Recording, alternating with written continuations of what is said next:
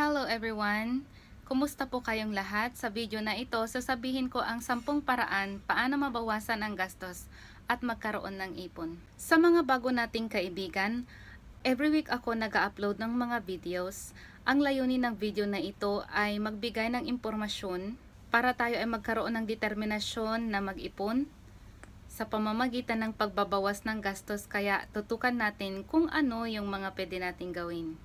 Bago ako magpatuloy, ako po ay isang ifugaw na ang tanging hangad ay maibahagi ang aking natutunan sa IMG para mas marami tayong matulungan sa pamamagitan ng pagbahagi ng kaalamang pinansyal. At kung bago ka sa channel na ito, please hit the subscribe button and click the notification bell para updated po kayo tuwing mag-upload ako ng video. So, simulan natin sa number 1. Ang unang gagawin ay gumawa ng budget. So, meron tayong dalawang choices here. May isang paraan, yung 50-30-20 rule, kung saan ang 50% goes to needs, mga kailangan, ang 30% ay goes to wants, mga pwede mong ipagpaliban, tulad ng magbili ng concert ticket, pagtataya sa loto, pampaganda ng buhok. Those are wants. Ang 20% ay para sa savings. Dito naman sa 70-20-10 rule, ito po ang tinuturo ng IMG kung saan pagkatanggap mo ng income mo, ibabudget mo agad 70% para sa needs, 20% para sa savings, and 10% para sa tithes. May ginawa po akong video tungkol dito at dito ko po inisa-isa kung ano po yung mga dapat gawin dito, kasi sa IMG pag nag-attend ka ng orientation, mas lalo mong maintindihan to. Kasi pagkatanggap mo ng income, unang ibawas sa sahod o sa income mo ay savings. Kasi hindi natin alam kung kailan natin gagamitin ang ating naipon. Lalo na ngayon na laging may emergency. So, pag kasi may savings tayo, makakaiwas tayo sa utang. May makasave ka para sa emergency, makasave ka para sa inyong retirement, para hindi tayo hanggang pagtanda trabaho ng trabaho. Kasi 'di ba, pag tumanda tayo, medyo umihina na ang ating lakas. Kaya dapat paghandaan din natin ang ating pagtanda. Kung sa isang buwan ang ating income ay 20,000, so sa 10%, kunin natin ang 10% ng 20,000 is, alisin yung isang zero, so 10% is total 2,000. Ang 20%, doblehin lang yung 10%, so magiging 4,000. So, ang natitirang 70%, i-add natin to. 2 plus 4 equals 6. So, 20 minus 6, we have 14. So, ang 70% ay 14,000. Okay. So, ang 10%, bigay natin para sa simbahan. Bilang pasasalamat sa biyaya ng Diyos. Ang 20% ilagay natin sa savings. Pwede nating ilagay for emergency fund, kasi ang ideal na emergency fund ay at least 3 to 6 months na katumbas ng sahod natin. Para kunwari may emergency sa bahay, hindi tayo tatakbo sa loan or sa utang. Kasi utang ang isa sa nagiging anay sa isang financial house.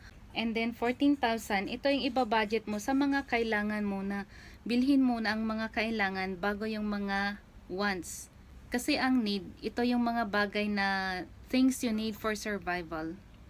Ang wants, things that you don't necessarily need for survival.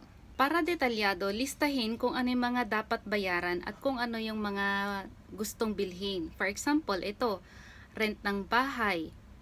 Ito, mga dapat talaga, or dating utang kung meron man, kuryente, tubig, tuition ng anak kung siya ay nag-aaral, ano pa, insurance.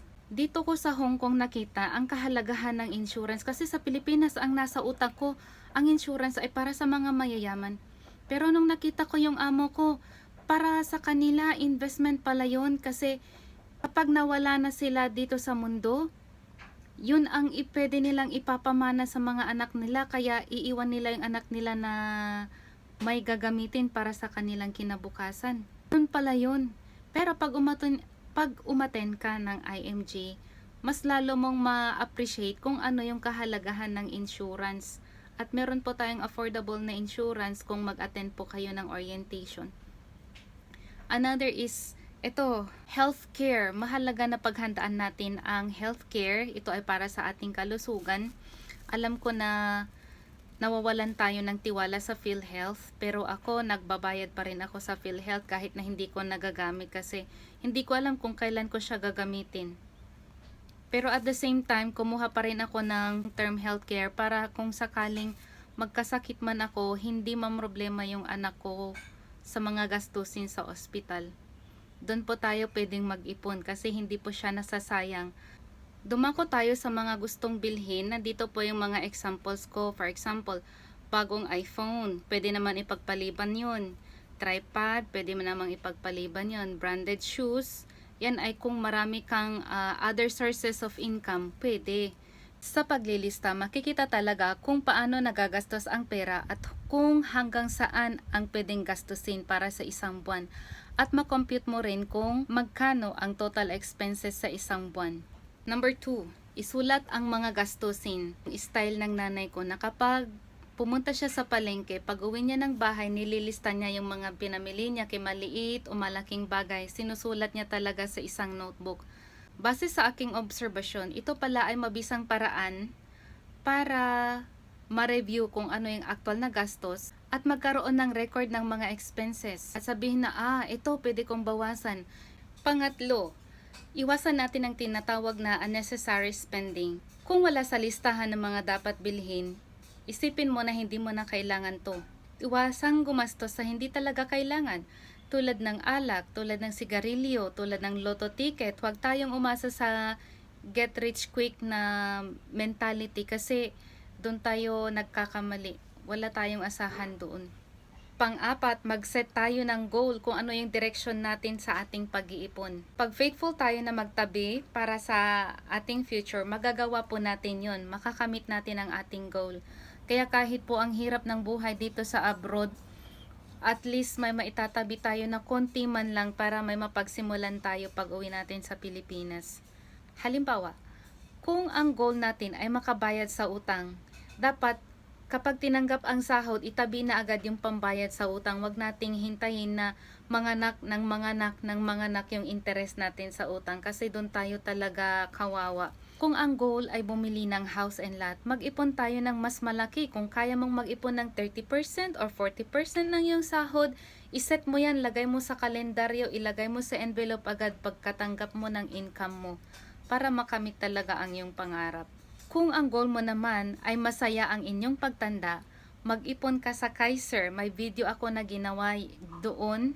Ito ay pag-iipon para sa ating Kaiser Long-Term Healthcare, kung saan andun yung 3-in-1 na benepisyo, insurance, healthcare, and investment.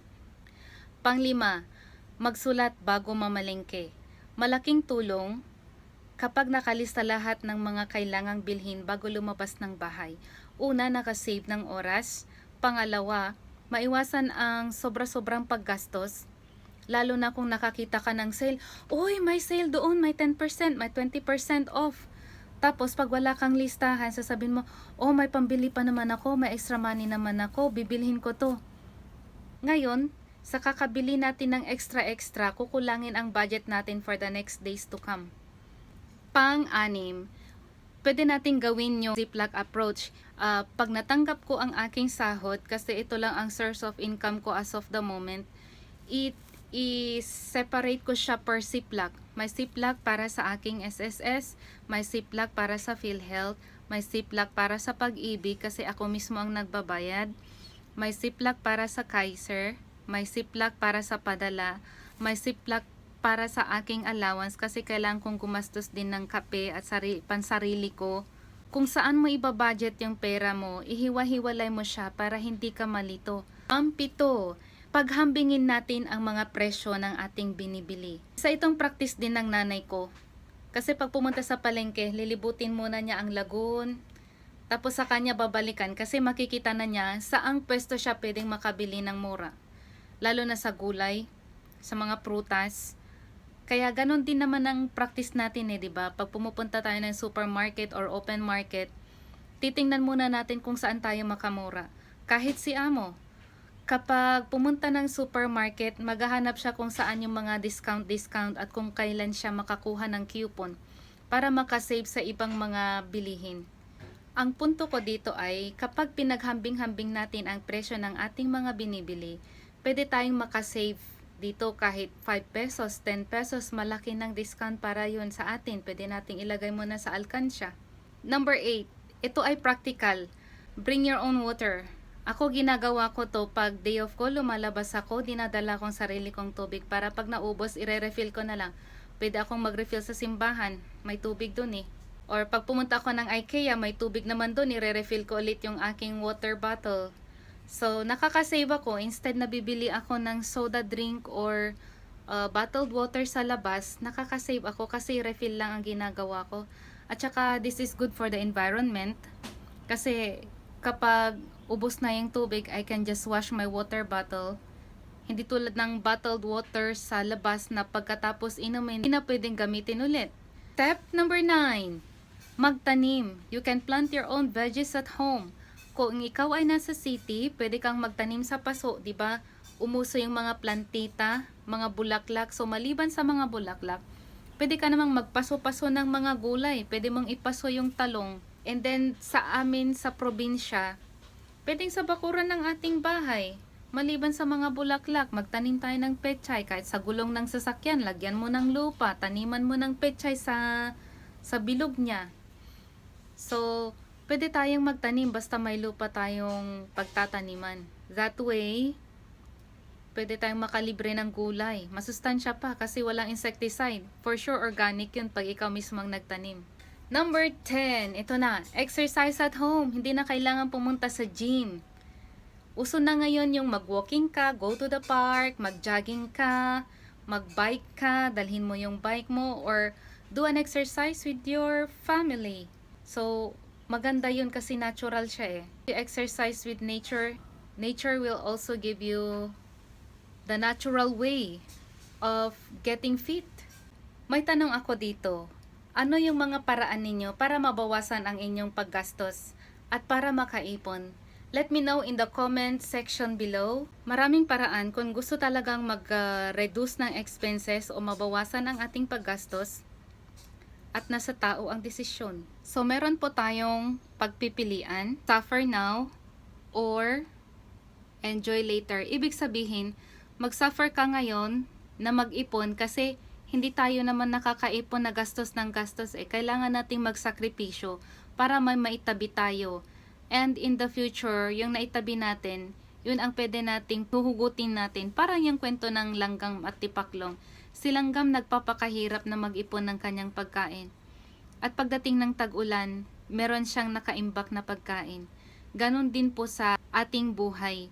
Kailangan nating mag-suffer now, magtipid-tipid muna tayo para makaipon.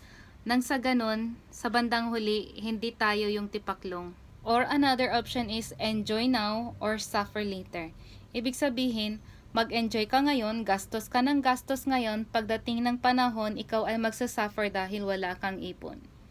So, sana may napulot kayong aral sa ginawa kong video. Ang ating tip for the day, reduce and manage your expenses.